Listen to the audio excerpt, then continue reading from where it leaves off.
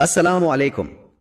آج ہم ایک ایسی جگہ کی بات کر رہے ہیں جس کا نام سنتے ہی ذہن میں تاریخ، عقیدت اور بہت کچھ ایک ساتھ آ جاتا ہے، مسجد الاقصی۔ جی بالکل، وہ اس کی کہانی کو بہت گہرائی سے بیان کرتا ہے۔ بالکل، اور آج ہمارا مقصد صرف تاریخ دہرانا نہیں ہے بلکہ کچھ الجھنوں کو دور کرنا ہے، خاص طور پر وہ جو تصویروں سے پیدا ہوتی ہیں۔ میرا خیال ہے میں سمجھ رہی ہوں آپ کس کی بات کر رہی ہیں۔ وہی مسجد الاقصی، قبۃ الصخرہ، حرم الشریف، یہ سب کیا ہیں؟ ان میں کیا فرق ہے؟ تو آئیے اس مقدس سرزمین کے تاریخی اوراق پلٹتے ہیں۔ سب سے پہلے اسی بنیادی الجھن کو صاف کرتے ہیں۔ جی، اکثر لوگ ایک سنہری گنبد والی تصویر دیکھتے ہیں اور اسے ہی مسجد الاقصی سمجھ لیتے ہیں۔ بالکل، جبکہ مواد کے مطابق یہاں 3 الگ الگ چیزیں ہیں۔ سب سے پہلے تو ہے بیت المقدس یا حرم الشریف۔ جی، یہ پورا کمپاؤنڈ ہے، ایک بہت بڑا احاطہ جس کے چاروں طرف دیوار ہے۔ کتنا بڑا؟ تقریباً 1,44,000 مربع میٹر، یعنی یہ پوری جگہ ہی مقدس ہے۔ صحیح، اسے ایک مقدس پلیٹ فارم کی طرح سمجھ لیں۔ ٹھیک ہے۔ اب اس پلیٹ فارم پر 2 اہم عمارتیں ہیں۔ ایک تو ہے قبۃ الصخرہ یعنی ڈوم آف دا راک، یہ وہی مشہور سنہری گنبد والی عمارت ہے۔ جی، اور دوسری عمارت جس کا گنبد سرمئی رنگ کا ہے وہ ہے اصل مسجد الاقصی، اسے مسجد قبلی بھی کہتے ہیں۔ اور یہی وہ جگہ ہے جہاں بجماعت نماز ہوتی ہے۔ یہ فرق سمجھنا واقعی بہت ضروری ہے کیونکہ میڈیا میں تو اکثر ان دونوں کو ایک ہی سمجھا جاتا ہے۔ صحیح۔ اچھا، تو اب جب یہ نقشہ ذہن میں واضح ہو گیا ہے تو اس کی تاریخ پر چلتے ہیں۔ یہ کہانی شروع کہاں سے ہوتی ہے؟ اس کی بنیادیں بہت پرانی ہیں۔ کہا جاتا ہے کہ یہ خانہ کعبہ کی تعمیر کے صرف 40 سال بعد تعمیر ہوئی۔ اچھا، یعنی یہ زمین پر بننے والی دوسری مسجد ہوئی؟ جی بالکل، اور اس کی بنیاد حضرت ابراہیم علیہ السلام نے اپنے بیٹے حضرت اسحاق علیہ السلام کے ساتھ رکھی تھی۔ لیکن پھر کیا ہوا؟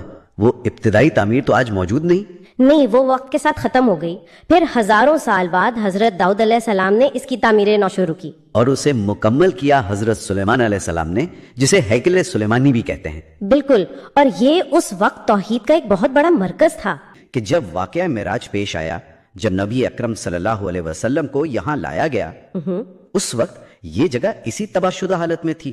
وہاں نہ کوئی سنہری گنبد تھا، نہ کوئی باقاعدہ مسجد۔ بالکل، یہ رومی سلطنت کے قبضے میں ایک ویران جگہ تھی۔ اس سے پتہ چلتا ہے کہ اس جگہ کی روحانی اہمیت عمارتوں سے کہیں زیادہ پرانی ہے۔ صحیح۔ تو پھر اسلامی تاریخ میں اس کی تعمیر کب شروع ہوئی؟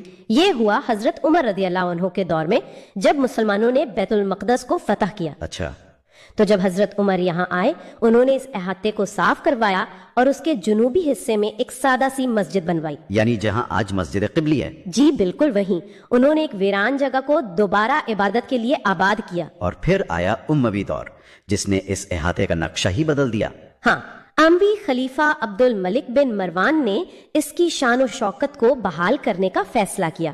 انہوں نے ہی مسجد الاقصی یعنی سرمئی گنبد والی مسجد کی شاندار تعمیر کروائی۔ اور قبۃ الصخرہ بھی؟ جی، اور اس مقدس چٹان کے اوپر جہاں سے معراج کا سفر شروع ہوا تھا، انہوں نے وہ مشہور زمانہ قبۃ الصخرہ بنوایا۔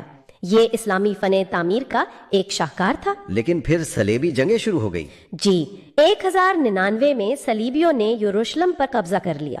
انہوں نے مسجد الاقصی کو اپنا محل بنا لیا اور قبۃ الصخرہ کو چرچ میں بدل دیا۔ اور پھر تقریباً 1 صدی بعد صلاح الدین ایوبی نے شہر کو دوبارہ فتح کیا۔ بالکل، اور انہوں نے ان عمارتوں کو ان کی اصل اسلامی حالت میں بحال کیا۔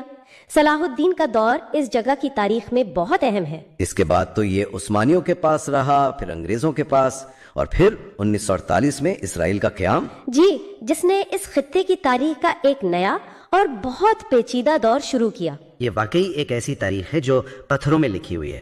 اچھا چلیں، اب ذرا ان عمارتوں کے اندر کا ایک ورچوئل ٹور کرتے ہیں۔ ٹھیک ہے۔ اگر ہم مسجد قبلی میں داخل ہوں تو اندر سے یہ کیسی دکھتی ہے؟ اس کا فن تعمیر دمشق کی جامع اموی مسجد سے بہت ملتا جلتا ہے۔ اچھا، اس کی کوئی خاص وجہ؟ وہی کہ دونوں اموی دور میں بنی تو ان پر اس دور کی چھاپ بہت واضح ہے، لیکن اس کے اندر ایک اور بہت خاص چیز ہے۔ وہ کیا ہے؟ لکڑی کا ایک ممبر۔ یہ ممبر صلاح الدین ایوبی نے فتح سے پہلے حلب میں بنوایا تھا، اور فتح کے بعد یہاں نصب کروایا؟ جی، اور وہ تقریباً 900 سال پرانا ممبر آج بھی وہاں موجود ہے۔ وہ صرف ایک ممبر نہیں، ایک فتح کی نشانی ہے۔ واہ! اور سنا ہے اس مسجد کے نیچے بھی ایک جگہ ہے، قدیم الاقصی؟ جی، تہ خانے میں۔ یہ کمپاؤنڈ کے سب سے پرانے حصوں میں سے ہے، جہاں آج کل بچے قرآن پڑھتے ہیں۔ یہ اس بات کی علامت ہے کہ یہ جگہ آج بھی زندہ ہے۔ اب اگر ہم یہاں سے نکل کر سامنے قبۃ الصخرہ کی طرف جائیں تو اس سنہری گنبد کی کیا کہانی ہے؟ کیا یہ ہمیشہ سے سنہری تھا؟ نہیں، یہ بات بہت دلچسپ ہے۔ ذرائع بتاتے ہیں کہ یہ گنبد ہمیشہ سے سنہری نہیں تھا۔ جب اسے بنوایا گیا تھا تو اس پر سیسا چڑھایا گیا تھا جس کا رنگ سرمئی تھا۔ اچھا، تو یہ سونا کب لگایا گیا؟ یہ تو بہت بات کی بات ہے۔ 1993 میں اردن کے شاہ حسین نے اپنے ذاتی سرمائے سے اس پر تقریباً 200 کلو سونا چڑھوایا، جس سے اسے آج کی یہ پہچان ملی۔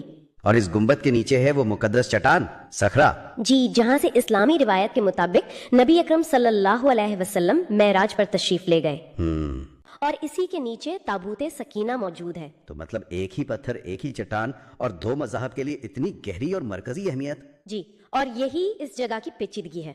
اچھا، اب اس احاطے سے باہر نکلتے ہیں پرانے شہر کی گلیوں میں۔ جی، جس کے 9 دروازے ہیں۔ اور سب سے مشہور ہے دمشق گیٹ۔ اندر کا ماحول کیسا ہے، خاص طور پر مسلم کوارٹر کا بازار جسے سوق کہتے ہیں؟ ذرا اسے ایک حواس پر چھا جانے والا تجربہ بیان کرتے ہیں۔ مسالوں کی خوشبو، اذان کی آوازیں اور صدیوں پرانے پتھر۔ لیکن اسی کے ساتھ جدید دور کی حقیقت بھی ہے۔ بالکل، ہر کونے پر لگے کیمرے اور سیکیورٹی کی موجودگی۔ یہ ایک ایسی جگہ ہے جہاں تاریخ اور تناؤ ایک ساتھ سانس لیتے ہیں۔